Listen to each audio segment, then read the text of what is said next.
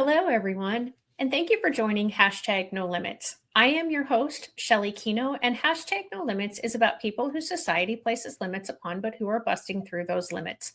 Ophelia says in Hamlet, we know who we are, but not who we will be. And I believe that to be 100% true, and that there is no better or more beautiful example than the caterpillar turning into the butterfly. Quick science lesson for those who don't know, the caterpillar literally dissolves into its cells and then reforms into the butterfly. But that's not enough. It then has to struggle to get out of the cocoon in order to make its wings strong enough to take it everywhere it's going to go once it's out. None of that can be easy, I imagine, but neither is busting through limits that society places on us. And today, I'm going to bring to you today Shira Schwartz of Everybody Reads Illinois. And she's going to talk to us about dyslexia and a bill that is being talked about here in Illinois, and hopefully something that can be started around the rest of the country as well. But before I bring her on, I just want to remind you, if you are watching, give us a hashtag and where you're watching from. And also make sure that you like, subscribe, and share so that other people can listen and learn from Shira and all of the wonderful guests that I have. Without further ado, let me bring on Shira. Welcome, Shira. How are you doing? Great. I'm happy to be here. Thanks for having me. Yeah, absolutely. So tell the audience a little bit about yourself. So I got involved in this work many years ago. I started as a teacher, and I was actually a Hebrew language teacher. And when I was teaching Hebrew, the classes were tracked. So they had given me the lower track of students. There was a low, middle, and high group. So I had the low group. And in that work, I started to reach out for help to the general studies teacher and say, it seems like all of my students have some sort of learning disability. I want to do what you do and teach them the Hebrew language that I was teaching the way she was teaching literacy skills. So I watched what she did. I kind of developed my own method of doing that for teaching Hebrew. After 10 years, I switched to general studies. And then I became certified in a reading program called SLANT. It's a structured literacy program. I'm sure we'll talk lots more about that. And after 25 years, I stopped working in the classroom and became an educational advocate. So now I advocate for students with all kinds of issues, including dyslexia, autism, anxiety, depression, ADHD, and mental health issues that are happening primarily since COVID. So that's what I do currently is advocate for students. And I am also currently the president president-elect of Everyone Reading Illinois, Illinois' Dyslexia Association. That's wonderful. Thank you so much for all of that work. And teaching Hebrew, that I have to say, you're the first person I've ever, I think, even known, let alone being a guest on Hashtag No Limits, that taught Hebrew. That's a really interesting language, and I don't think it's a really easy language to learn. Well, you do have to learn. It has, first of all, you read from right to left, so it's different than English. And then in Hebrew, you have consonants, but the vowels are separate, so they're underneath the consonants. So I grew up speaking Hebrew because one of my parents is Israeli, and my conversational Hebrew was perfect, pretty fluent, but my reading was poor. And this is how I always tell people that I believe, because I don't decode well in that language, that I am dyslexic. Because when I read without vowels, so you take the vowels out, I can read pretty fluently in Hebrew, but that's kind of the same as like in English when a couple of words are missing, but you know what the word is, you're not really decoding, you're kind of sight reading. And so I think that's what I probably learned how to compensate for in English and did very well with that. I was an English major in college and, got through school just fine. But in Hebrew, my reading was really, really slow. So we had reading games, who could read fastest. And I was always like the last one picked on the team. But everybody wanted to partner with me for other things because I was fluent and I knew all the answers. So, fast forward many years, I have 3 children. I became certified in structured literacy when my youngest child was 1. Little did I know that he would end up being profoundly dyslexic. So even now, he's 21. He's a college student. He goes to University of Wisconsin. He's pre-med, and he's a non-reader. So I did a lot of his struggles throughout the years have been pretty significant. He was in 8 different schools, 7 before he was 12. That's where I kind of honed my advocacy skills. Because I really, tried to get him the right supports and services that he needed. And because I knew a lot about literacy, I was able to do that pretty well for him. And then people were asking me, oh, can you do that for me and my son and my daughter? And I'm like, no, because I teach school. And then I was like, maybe I should do that. So then I stopped teaching, and I thought I was moving into helping people one by one with their personal child. And then once I turned 50, I sort of moved into, that's great to help people one by one, but it's also great to help everyone in our state. So I've been involved with Everyone Reading Illinois for at least a dozen years at this point, and have served in various roles. We do a lot of teacher professional development. We have parent conferences, and we, in general, support people who, are dyslexic or struggling readers throughout the state with various supports. So I don't think I really just did it for my son. I think he really didn't like my advocacy for him because he just felt like I was telling him he wasn't very smart. Yeah, I mean, that's the reality of many people who are dyslexic. When you want to help them, it's shameful.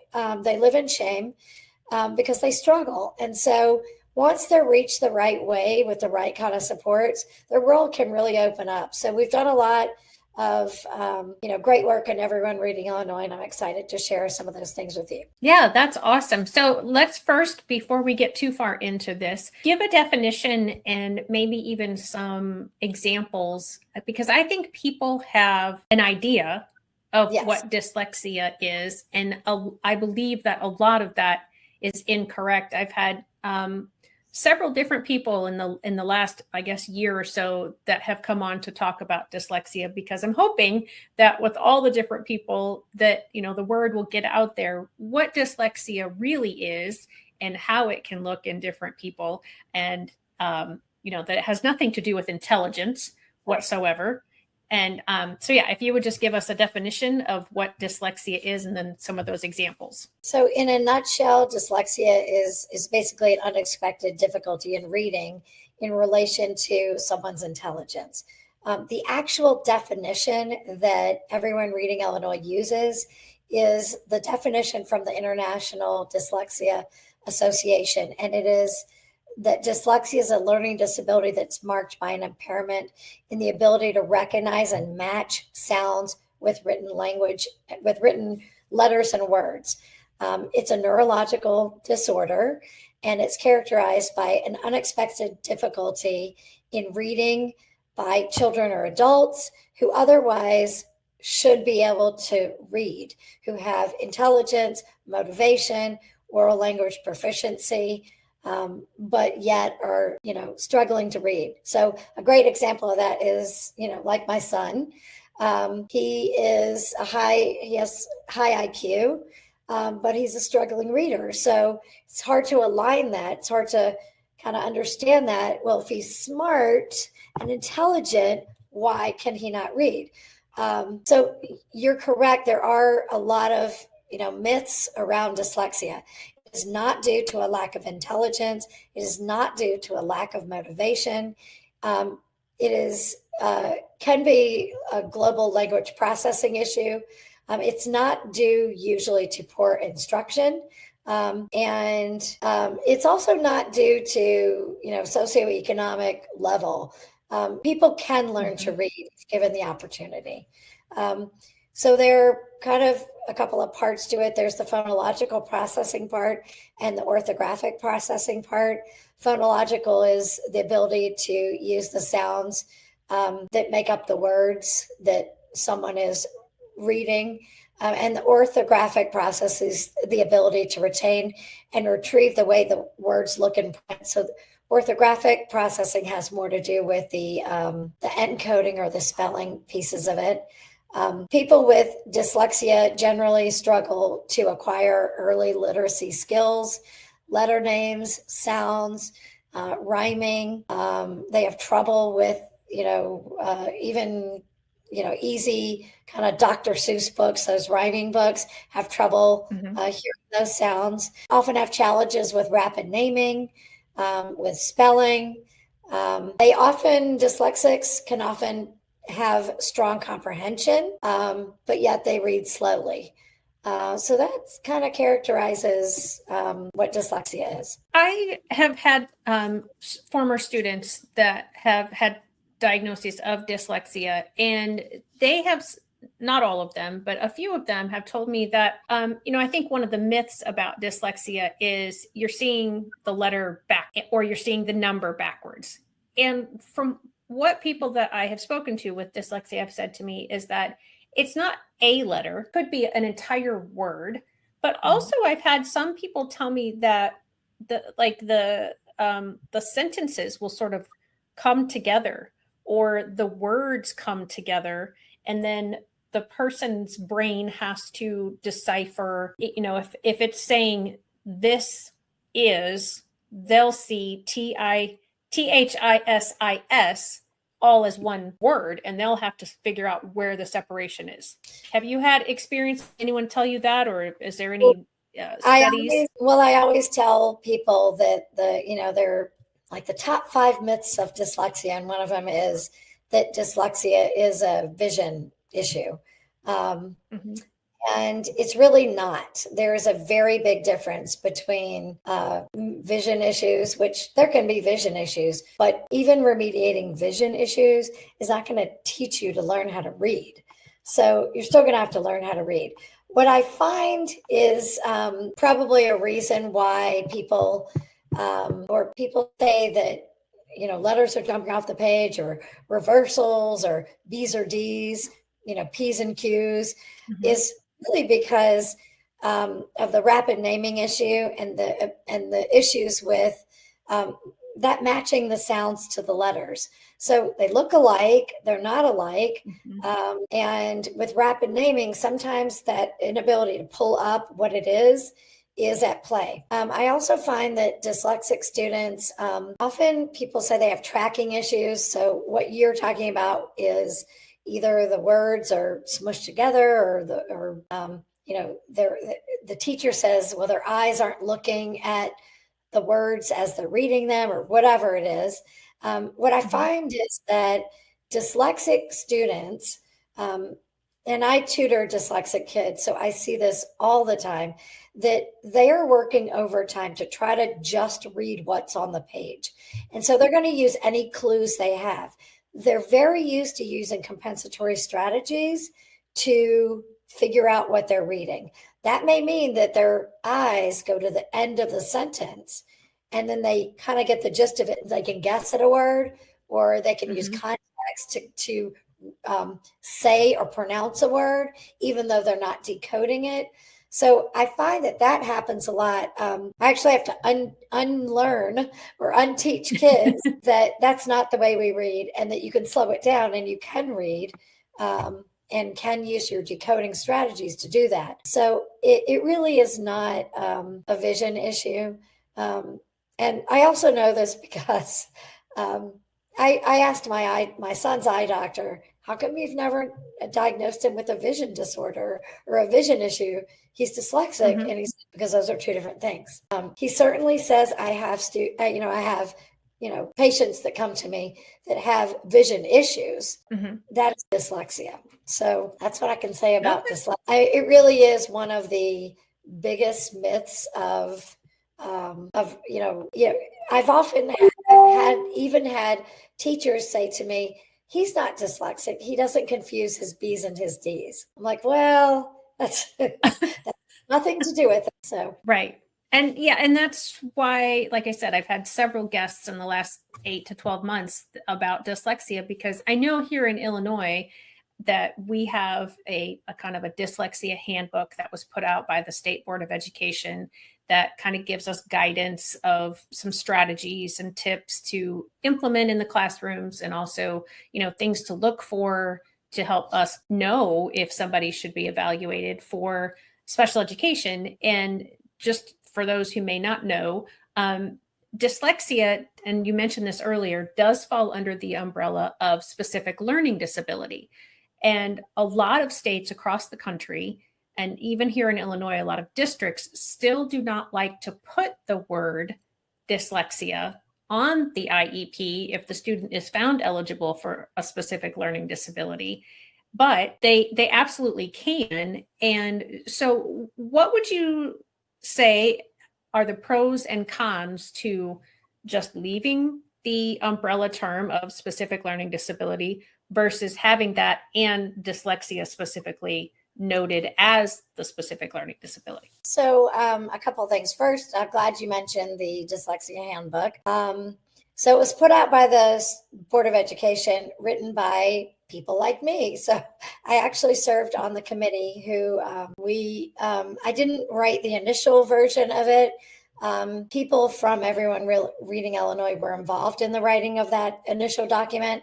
But I have served on the committee of the last 2 revisions of the Dyslexia Handbook. So it is a work in progress always, and it will continue to be as we learn more and more about dyslexia, about interventions, and about supports. And that's always changing, especially with technology. So that document is a great document to begin to look at as a, roadmap of sorts for both teachers and for parents or caregivers. And as far as the umbrella term of specific learning disability, there are, disability categories. We can't have, I think it would be very difficult to, first of all, dyslexia is in the state code. The word dyslexia is in the state code. Everyone Reading Illinois worked hard to get it in the state code, so it is in there. But with regard to special education eligibility, I think if we tried to pull out every subcategory of disability under specific learning disability, it would be very confusing. So I personally am not one of those people that is #SayDyslexia, although I know many people that are, and I understand why they feel that way. But specific learning disability is the overall term, the umbrella term. And then underneath it, it is always categorized as in what. So it can be a specific learning disability in comprehension, in decoding, in encoding, in vocabulary. It can be math, it can be calculation, it can be operation, conceptual knowledge. So those subcategories are in there because they need to align to a specific goal of what the deficit area is.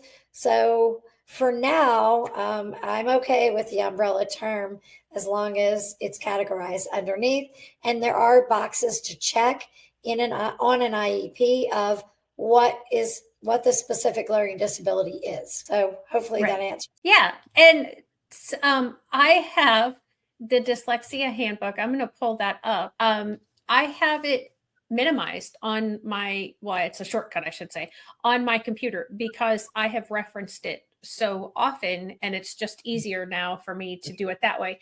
But in doing that, what I realized, because I was going to share the link, is I don't have the link to share. So if you don't mind, what I want to do is, maybe have you just talk about it a little bit, what's in the handbook and, how people can utilize it. And then I'm going to try to get the link really quick so that I can share that as well, while you're kind of talking about the handbook itself.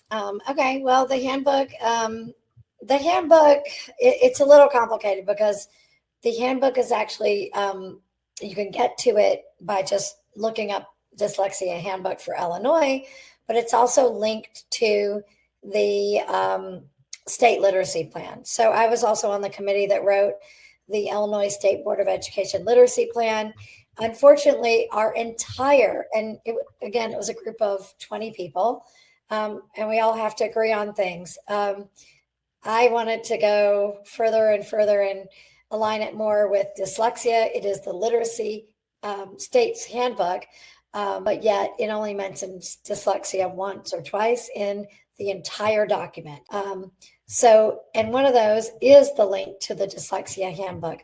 So the handbook, it really does talk about, if you want to know things about the literacy plan, the laws about dyslexia, characteristics of dyslexia, how the brain learns to read, early signs of dyslexia in terms of what it looks like through the grade levels.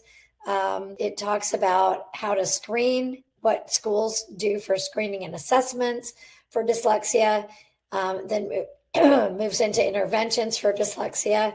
And then it also shares components of what an effective literacy plan looks like. It describes structured literacy and why that's important.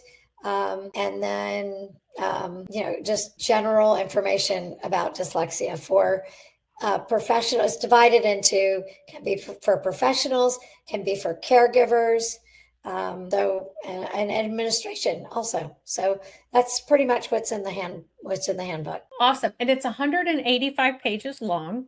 And I have put the link here on the screen. It is www.isbe.net/documents/dyslexia-handbook.pdf. And I love it, because as I said, I go to it often. I tell people that it's out here. One of the things that you had mentioned in your introduction was the slant curriculum. Is that mentioned in this book? I don't remember for certain. So there is a page of instructional programs that use structured literacy that are like quote unquote approved for use.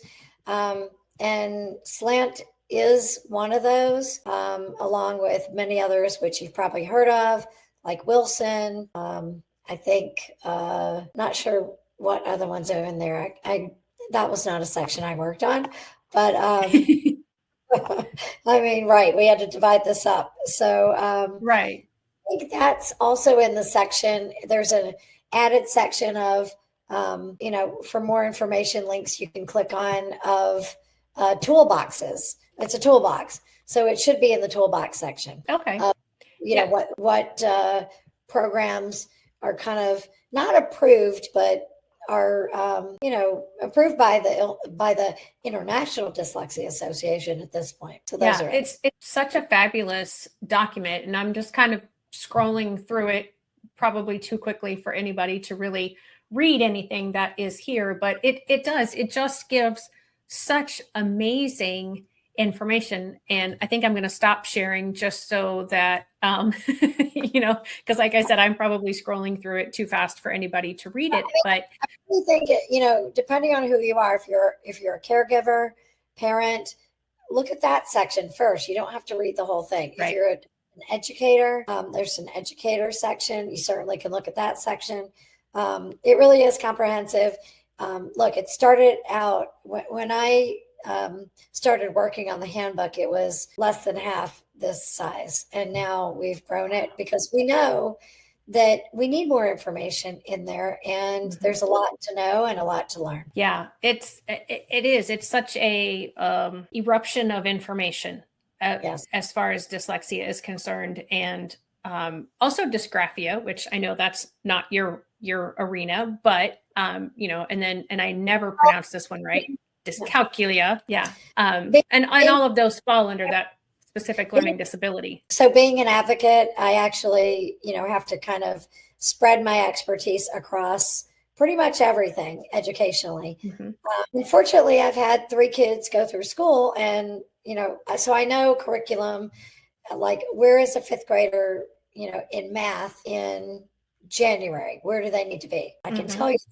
So, these are the things that advocates learn and are able to know and, support parents with when they say, is my kid, a 3rd grader and they're writing a paragraph? Is that right?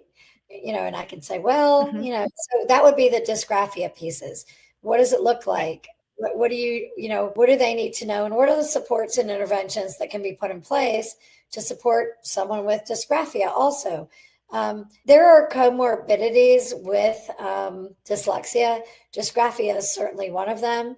It makes it very difficult to be able to, get written work out, produce written work, if you're struggling with your decoding and encoding and you haven't mastered those skills. You're going to be delayed also. So with your written expression. So they really do go hand in hand, and it's really important for educators to and parents and caregivers to support those skills simultaneously. I recently went to an IEP meeting where the school team insisted that we're not going to work on anything we're not going to have encoding goals. We're just going to have decoding goals, because the student needs to get the decoding down first before they write it. And so I really didn't understand that, because what you do in structured literacy is you do both at the same time. So know that the student has mastered something when they're able to both read it and write it. So the decoding and the encoding piece are partner skills. If you're not able to encode, you have not mastered your decoding, likely. So it really is not best practice to do that. Those skills really need to be working together. Yeah. And I am also an advocate. And how do we get schools to do what they preach? They talk about follow the science. They talk about, do the research and do what the research says. But we have all of this research that talks about lots of different things, not just this particular part, but yet there are so many schools that I go into these IEP meetings, and I feel like these people have been under rocks for ages, because they are still doing things that we were doing 10, 15, 20 years ago. So I never fault teachers for the fact that their administration may not be supporting them with what they need to learn. And even higher educational institutions that are not teaching people need to learn. So when I was going through school, I did not learn this either. I took it on myself. That's why I became certified in SLANT and have been a SLANT practitioner for 20 years. So I can tell you backwards and forwards, about the progression of skills that a student will need to learn for both decoding, encoding, written expression, and, literacy skills in general. But I did not learn that in school, unfortunately.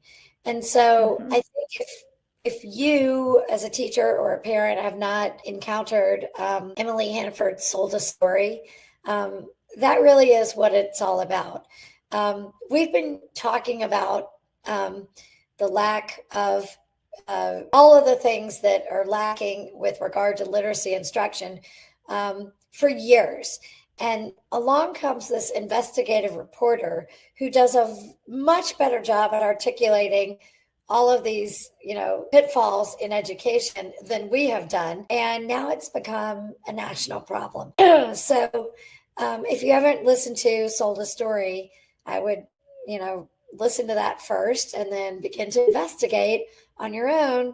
What is it and how can we do better?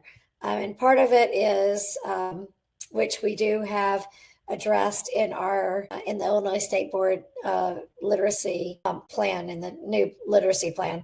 How do we work with institutions of higher education, and what do teachers need to know and be able to do in order to provide proper literacy instruction. And 95% of the teachers I've encountered are hungry and eager to learn those things. And they, it's a matter of time, money, funding, to get them what they need. And so one of the things that we at Everyone Reading Illinois that we've been working on is we figured if we increased the strengthened literacy policy in the state, it would help kickstart a lot of, it would give momentum to, teachers saying, okay, if we're doing this part, then I need to follow through with the next part, the next part, and the next part. So what we were trying to do is we had a bill running for the past probably 7 or 8 years on early literacy screening. So 42 states have already passed mandated early literacy screening for kindergarten to second or even third grade in some states, that mandates that every student is screened. A screener is different than an assessment. It's a quick, short, 10 to 15 minute screen to determine if a student is a struggling reader and where the gaps might be, with the intention that there is an aligned intervention that may help keep them out of the special education system. So Illinois is a state that is very much local control. And with local control, people who believe in local control do not believe in state mandates and do not want legislators mandating what teachers need to do. So that bill was very difficult to get passed. We had an opportunity this year to either drop the bill completely or change the bill into a data collection on whether schools are screening for reading struggles. And it's not screening for dyslexia, it's screening for any kind of struggle with literacy skills. And so the bill passed. It is in the process of moving to the governor's office right now to be signed. I think he had 60 days to sign it. So since it passed, he's probably got another 30 days or so to get it signed. So we're waiting, but the bill is again, it's a data collection on, and it really just answers, do you screen? What screener do you use? What grades do you do it in? And with what students? So we figured we can either get nothing or we can get that. And we chose to get that in hopes that we learn a lot and we're able to, moving down the road, use that information to strengthen our literacy policy even more. And schools will recognize what they need to do moving forward. Yeah, that's fantastic. I noticed, and I've seen this before in looking at the Dyslexia Handbook, that a lot of it relies and draws from the science of reading. And there's so much about the science of reading that when I was a kid and being taught how to read, I feel that a lot of that was the skills and the ways. And then somewhere, between the late 1900s and now, for the last, 20 or 25 years, maybe even longer, there was this shift. And now it's like, oh, okay, now we really do have the science behind that this is the correct way for, I'm not going to say everybody, but more people than the whole language approach and the, what I don't know what they've all been called over the years, but I know kind of whole language. Right. Balanced literacy. Yeah. And so I'm appreciative as an educator, especially, but as a citizen, because if the whole school to prison pipeline, and, if that's been talked about before on my shows as well, but just briefly, it's by the time students are in the third grade, depending on how far they are behind in their reading, they say, okay, well, in 15 years from now, we're going to need X number of prisons because this many students are so below in their reading abilities. and they're going to turn to crime, basically, is kind of the gist of it. Is that correct? Yeah, so there is that. A lot of people believe that is, a stat that is, a misinformation or disinformation. I don't, I haven't done any specific research on that. What I can tell you is that in the prison system, it is thought that 80% of prisoners are dyslexic and or have a learning disability, and that would primarily mean that they are dyslexic. So here's the issue. The issue is that if you can't read, then and you're not taught the right way, then many people would often rather be the class clown rather than the kid who's not smart. And when you start on that path, or when you're ashamed, or when you are embarrassed, and when you're not getting the right support, school becomes very hard. You fall behind in your work. You may drop out. And that's where you got to figure out what you're going to do to survive. So, then it becomes challenging where you cannot fill out a job application because you can't read it. You can't get health insurance because you don't know how to fill out that form either. So your struggles are compounded over and over again. And what are you going to do? I have worked very hard at trying to get our legislators, and even I live in Lake County, so I've worked with the Lake County Juvenile Justice group, and trying to get them to see that all the kids in the system, if you ask, not all the kids, but many of them, if you ask them, did you drop out of school? Many of them will say they did. And then I ask them if they know how to read. And I would imagine that many of them don't. And so that's the reality of, if you can't read, what's in front of you becomes a lot harder to get. And your life, even expectancy is, declines. So there are many problems related to not being able to read. The Barbara Bush Foundation has some excellent work on that.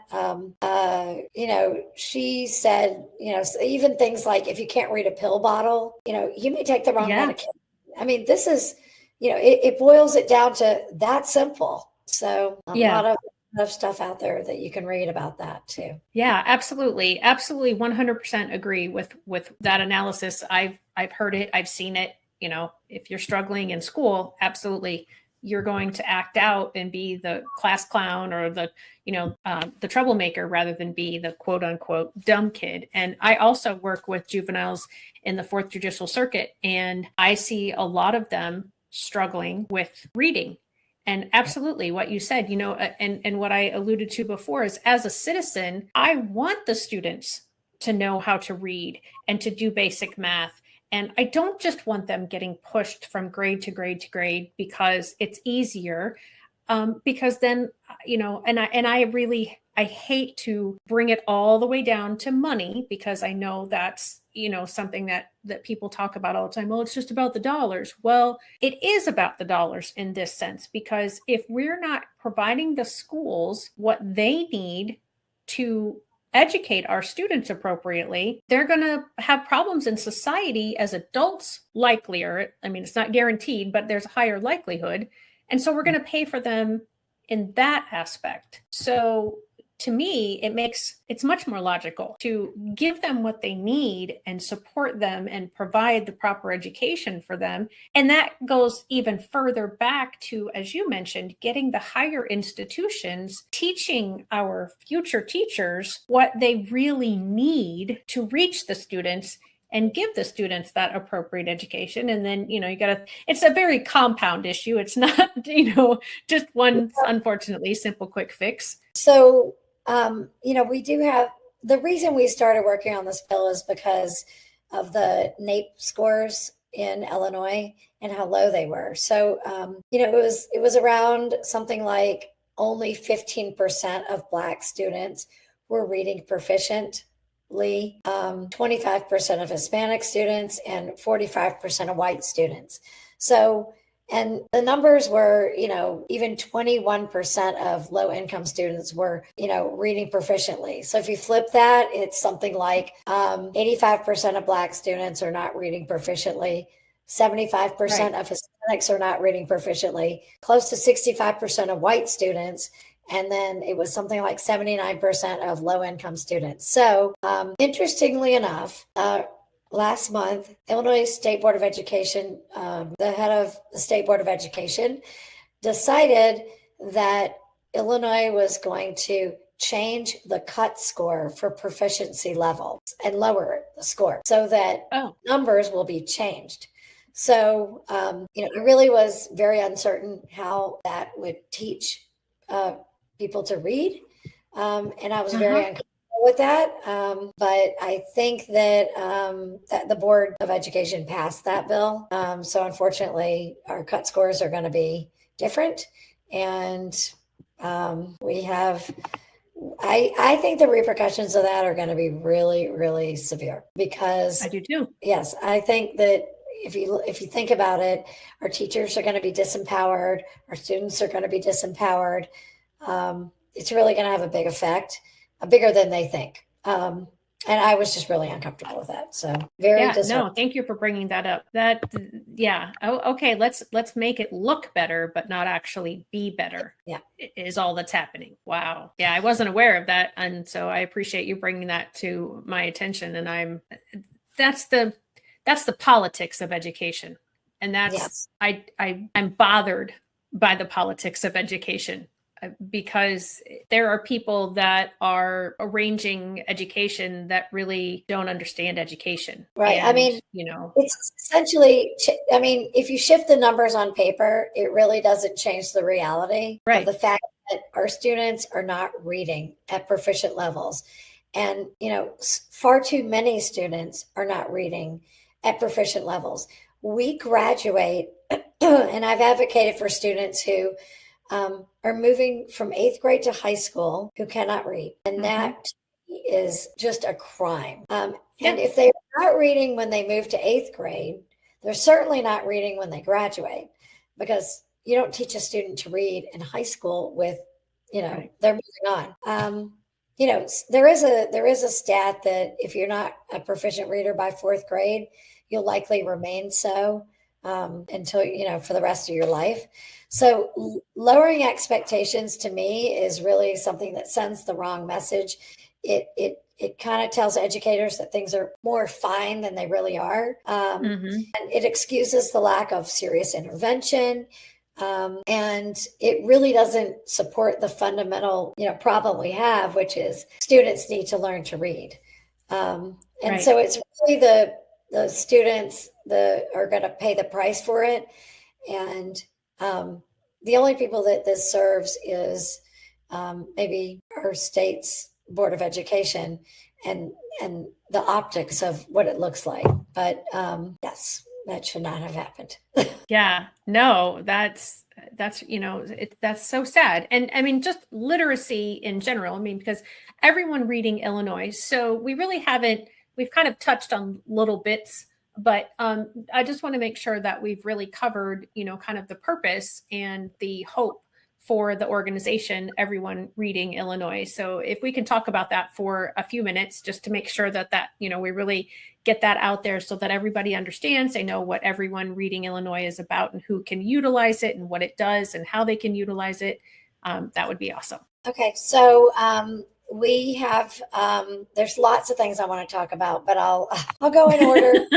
So we do have events. We have a virtual PD, professional development, and parents can come. Teachers actually get credit for it, but parents are welcome to come. We have 10 of those a year. They're mostly after our fall conference, and from after our fall conference all the way till the end of the school year. So we have great people.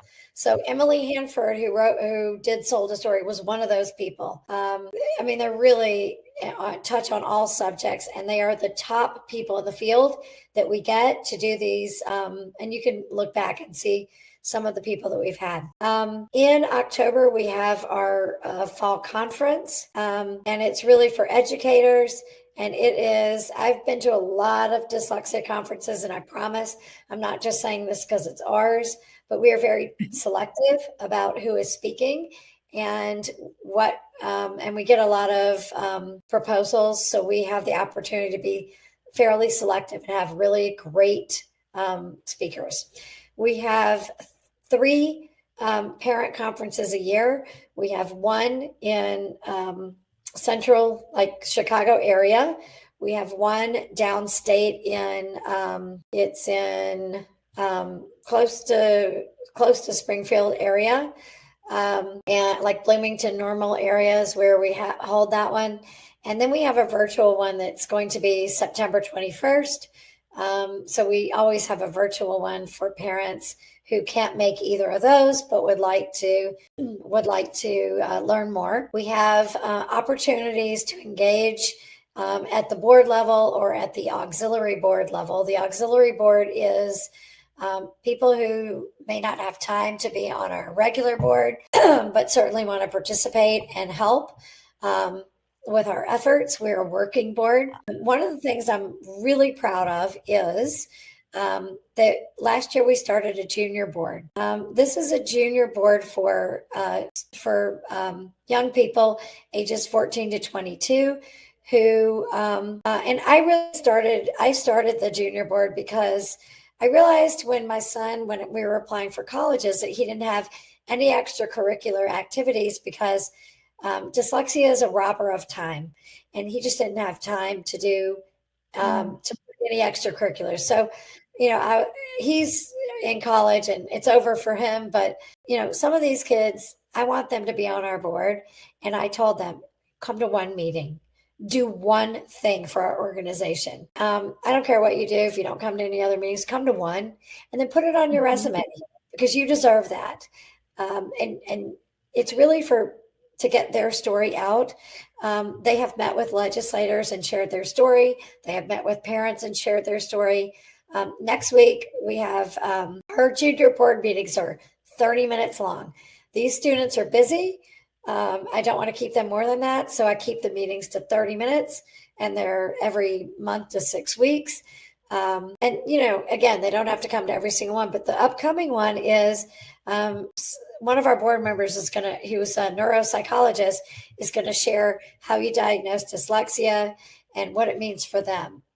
Because they may not really understand their report that shared with their parents. You have a diagnosis of dyslexia. What does that mean? So giving them the opportunity to understand that and answer questions or ask questions. So that's some really exciting that we do. And then we also do professional development for teachers and schools and libraries and parent groups in the form of a dyslexia simulation. So it's kind of 2 parts. What is dyslexia?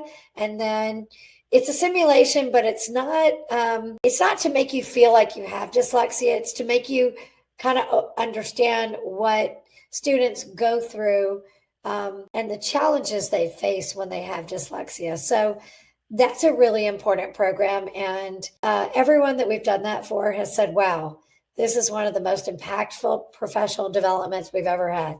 So we love putting that one on for people. And if you're interested, all of this stuff is on our website. And I am grateful to you for sharing this website with everybody because it is hard to get the word out. So thank you. Yes. Yeah, absolutely. And again, the website is, let me pull it back up. I was doing the junior the junior board one.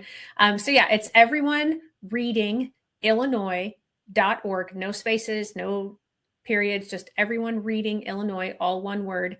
And if you want more information, you can just but you can send an email to info@everyonereadingillinois.org. And if you're interested in connecting directly with Shira, who has been my guest today, her email is shiraraviv, shiraraviv@gmail.com. She doesn't get the messages that go to info@everyonereadingillinois. So if you want to speak directly to her, make sure that you reach out directly to her. So you've got both emails there, info@everyonereadingillinois, and then her specific one. And again, make sure that you are checking out what, okay, my computer and I are not getting along today. Okay, where did the website, there it is. Everyone, oh, it's scrolling across the bottom. That's what's throwing me off, is it scrolling instead of just being the one banner. I am sorry, folks. I'm having an off day for sure. So I so appreciate all of this wonderful information. And I know that my audience is going to get a lot of great information. Before we wrap up today, I just want to make sure that, when you agreed to be my guest, that whatever you thought we were going to talk about, or what you were going to get to share about, that we have done that today before we say goodbye. Yes, this is something I'm very passionate about. I think after I turned 50, I sort of focused my energy on, I don't want to be on, 5 boards. I want to be on 1 board, and I want to make a mark in this world, in this area. So this is really important. And if anybody wants to join our board, help out, spread the awareness, jump on. We're happy to have you. Yeah. Awesome. Thank you. Thank you so much. And do you know if there are other things similar in other states, or is Illinois about the only, there are other things. So even if you're watching and you're not from Illinois, how do you think they would go about that? Just reaching to their state board? Most of the time it's your state's Dyslexia Association, through like International Dyslexia Association. We were a part of them at one time. Several states have shifted their focus, and they don't want to be under like sort of a national umbrella. They wanted to do their own. Everyone Reading New York has their own. Ohio's is under the Dyslexia Association. So I think you can just, find your local Dyslexia Association. We do a lot of work with neighboring states. So we're very much, aware of some of those. If you have trouble finding yours, send us an email and we will find it for you. Perfect. And yeah, ladies and gentlemen, it is so important. A couple of weeks ago, my guest was from Read 21, and she has a program that she's developed that she can teach people virtually to read within 21 days, get a lot of basic words down. And so, if we can work together and all these different organizations, that's one of the main reasons I do #NoLimits, is because I don't want people's potential to be limited by who they are in that particular time in their life when you interact with them. And for us, especially as educators or society, to look at children and say, oh, they're only going to get to here, when they could, if they had the right supports, if they had what they needed, they could really go here or beyond. We need to, this is important to everyone in society. It's not just if you have kids in school today, tomorrow, next year, or the year after. It's all of society, as we talked about, being able to read a pill bottle, being able to read the traffic signs, because so many of the signs are going digital. So you can't necessarily do it by color and shape. You're going to have to be able to read signs, being able to, know how to Google something if you have to type it in, and then being able to read whatever it tells you. So all of these things, reading is a part of our lives. And if we can get everyone reading at a basic level, but even higher would be better. That's what we need to do, in my opinion, my humble single person opinion. I think Shira agrees with me. I have an idea for your next guest. Okay. The junior board. You need to have some of those young people on your podcast. Yeah. They would be. That would be awesome. Yes. You can invite, a handful of them. They are unbelievable young adults. They are terrific. Oh, that's fabulous.